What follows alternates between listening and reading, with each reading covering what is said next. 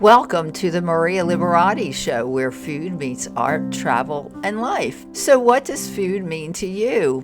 Well, this week my special guest is Carolyn Haeler, and she's an expert on gluten-free, and she's going to help us get through the holidays by giving us tips on how to make your goodies for the holidays gluten-free, especially for those that need to be gluten-free. But I first wanted to give a shout out, all the month of November and the months of November and December, I have been doing research for my holiday guides, and I've been having a lot of fun finding unique and interesting products for Christmas gifts, but also products that are great for your holiday table. The holidays are usually the time that you welcome guests to your house.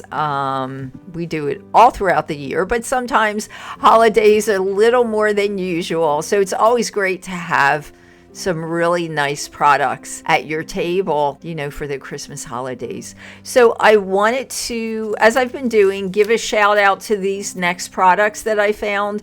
And also you can find the products at the marialiberatishow.com. These products will be on the holiday guide number 12. And let's see, so there is a really neat product for the kitchen called Sealvacs. These are containers, they're glass, really nice, high quality, that you can use, from the microwave to the table, to the oven, to the table. You can actually marinate things in them. They hook up to a USB port. Really interesting. So check out Sealvacs. And let's see, there is, I thought this was a great book. It's called Epic Indoor Pizza Ovens. So it's a book for anybody that has those indoor pizza ovens. And let's see, Langer Farms apple honey, so good.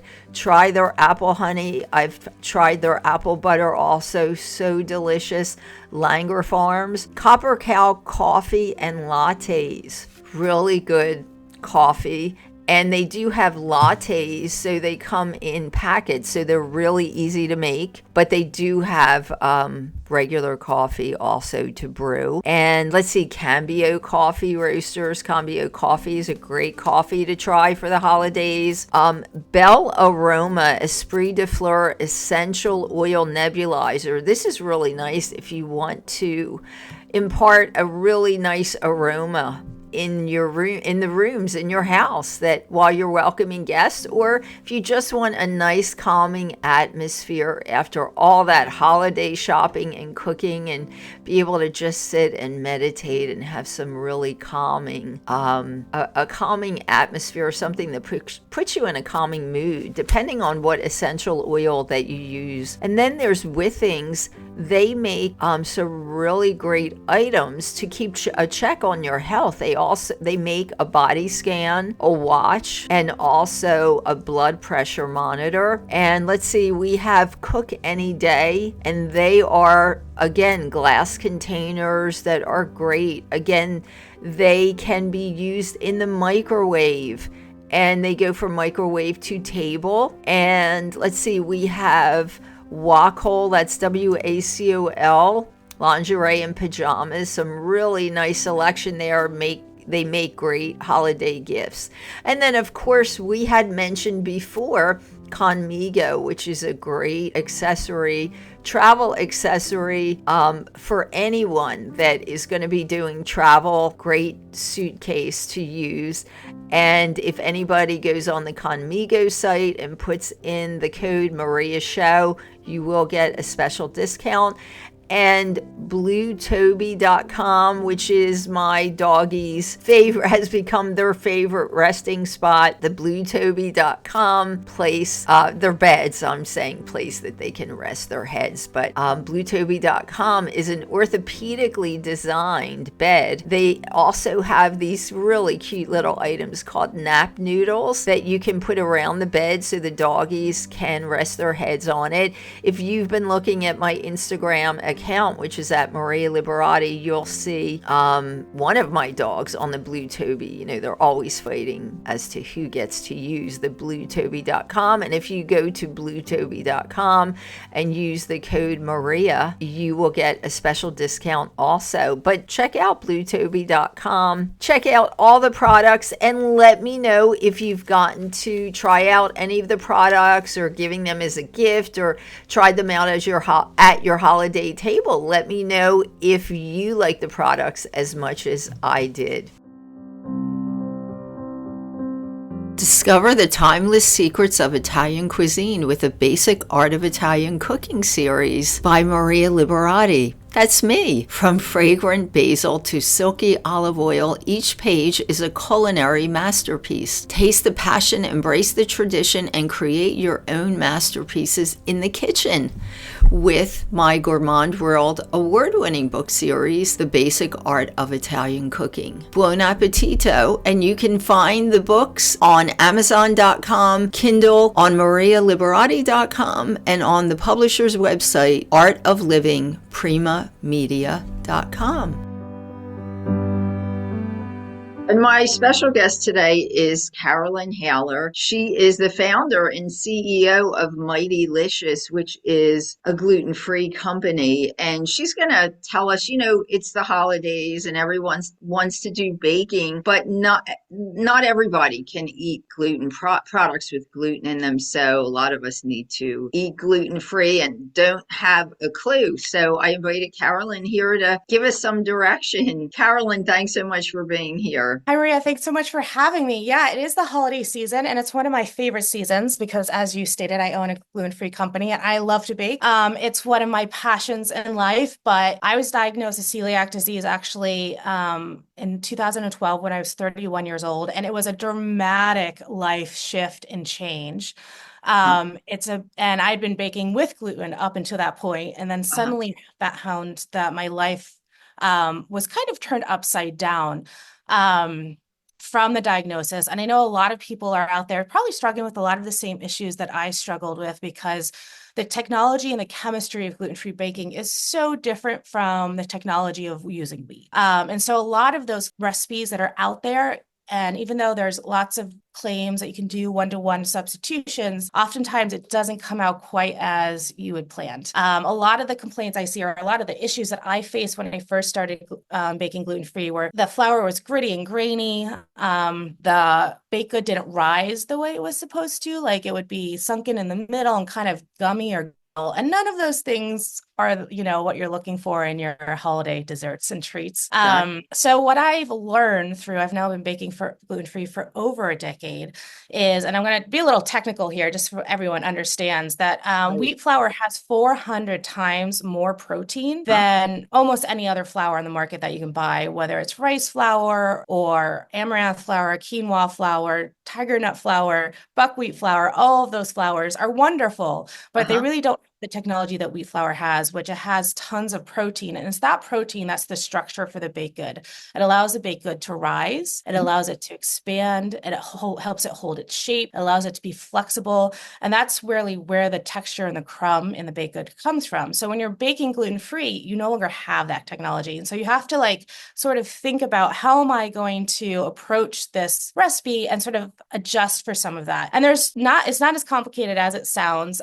You can probably take your grandmother's, you know, pumpkin bread recipe. And because we know that the flour isn't going to rise the same way wheat flour rises, the pumpkin bread recipe is probably for a loaf pan, a traditional sort of bread-sized loaf pan. Instead of doing that big loaf pan, that's never going to rise, you're going to get a gummy center, you're going to break it up into smaller loaves. So you make the same recipe, but you use a smaller pan, and maybe you make 2 loaves or 4 loaves. That way, there isn't as much batter to rise. And you're going to get a much better product that way. If you're baking a bread or a cake, always err on the side of probably smaller, even half to a quarter of the traditional size.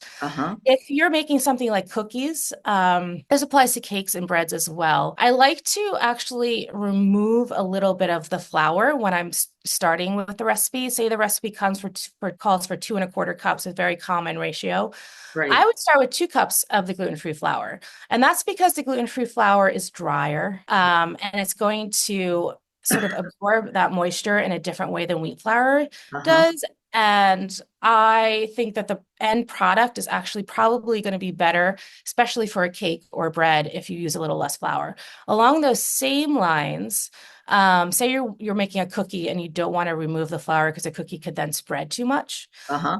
One of the things I like to do is replace any of the refined sugar, like the cane sugar or the brown sugar, with a liquid sugar. So it can be, I love maple syrup, so that's frequently the thing that I have and what I use. And it can be as little as a teaspoon to a tablespoon of a liquid sugar like corn. It can be cornstarch, it can be honey, it can be anything that's sweet and liquid. And that's going to improve the moisture content of the product. It's also going to improve the shelf life. It'll actually last longer. Uh-huh. And the crumb and the bite of the end product, especially if it's a cookie, is going to be less dry and gritty, and it's going to be softer and more chewy. Um, and if you follow these sort of simple techniques, you're going to have a dramatic improvement in the final quality of the recipe. And I will say that most recipes require some sort of augmentation, whether could be both things. It could be less flour plus some liquid sugar. Uh-huh.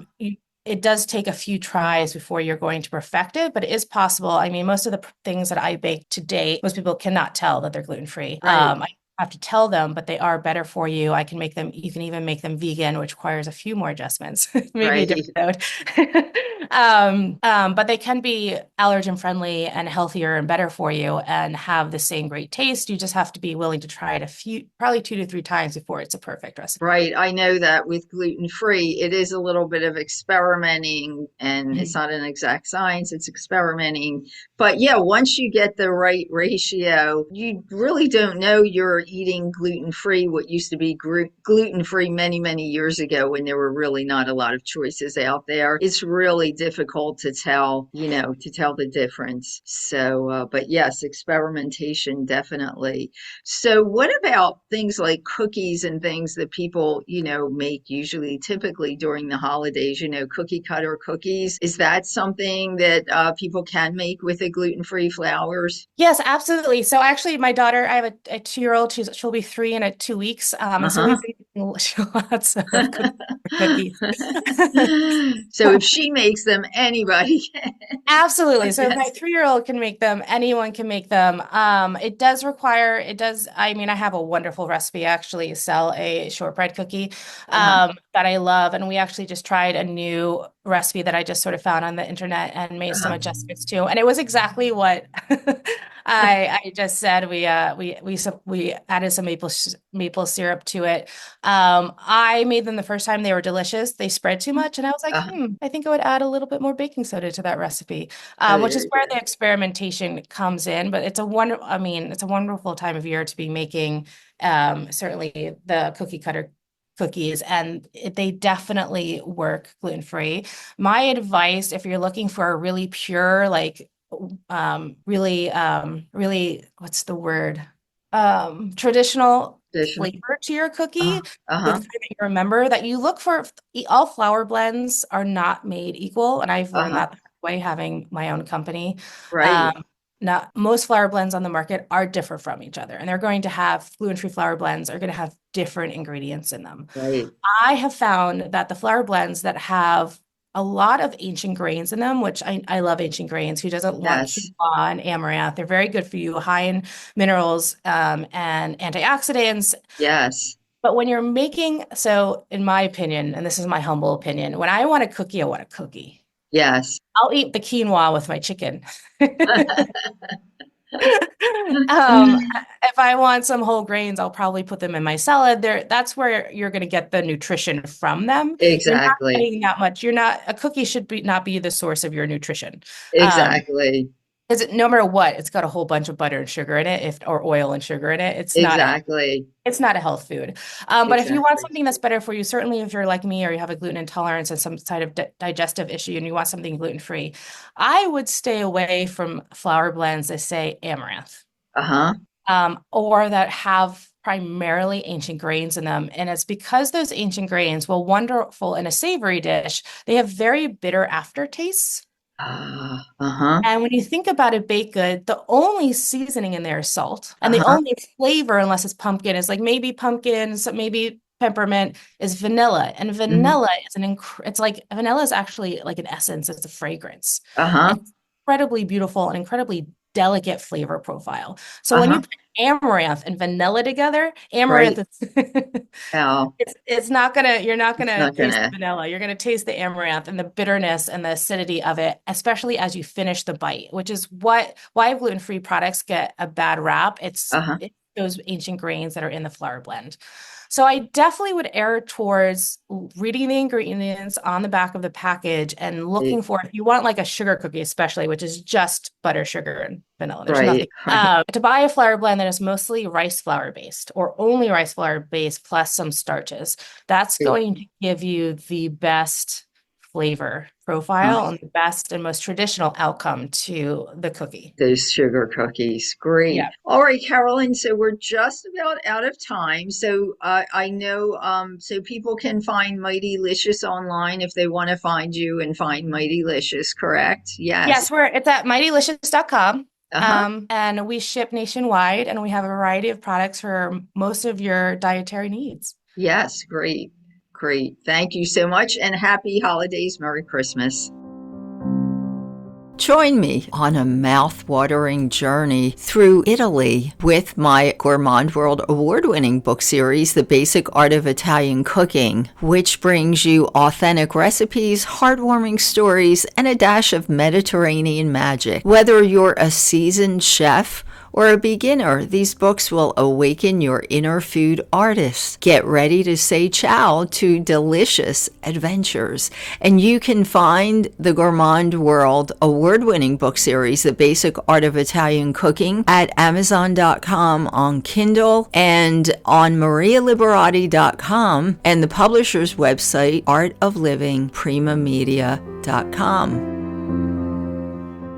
Thanks for listening to the Maria Liberati Show, and thanks, as always, to my producer, Britton Roselle. And as always, you can find me at marialiberati.com. Our blog for the podcast is the marialiberattishow.com, and you can find info on some of our guests. And as mentioned before, you can find all the holiday guides and all the products I've gotten a chance to review and to look at, and the ones that I recommend for holiday gifts and your holiday table. You can find them at the marialiberattishow.com. Just look for the holiday guides. You can also find me on Instagram at Maria Liberati. You'll see some reels of the products that I talk about on the holiday guide. On Facebook, which you can find me at Chef Maria Liberati, and on Instagram at Maria Liberati, on Pinterest at Maria Liberati, on Vimeo at Maria Liberati. You can see a lot of my videos on YouTube, which is the Maria Liberati Show channel. You will also find the podcast, the audio version of the podcast, and some video version of some of the podcasts. And you'll also see some of my cooking shows there if you go to the Maria Liberati Show, and on Twitter at Maria Liberati also. And you can find my Gourmand World award-winning book series, the Basic Art of Italian Cooking, Holidays and Special Occasions, is really popular this time of the year. It has become a tradition in many households around the world because of all the stories in there, the holiday stories, the recipes, and the menus. And you can get that on Amazon, on Kindle, at Barnes & Noble. So look up the Basic Art of Italian Cooking, Holidays and Special Occasions, and that is the second edition. That is the Gourmand World award-winning book. And you can find all the books in the Basic Art of Italian Cooking series at my website, marialiberati.com, on Amazon, on Kindle, on Barnes & Noble, and also on the publisher's website at artoflivingprimamedia.com. And until next time, peace, love, and pasta.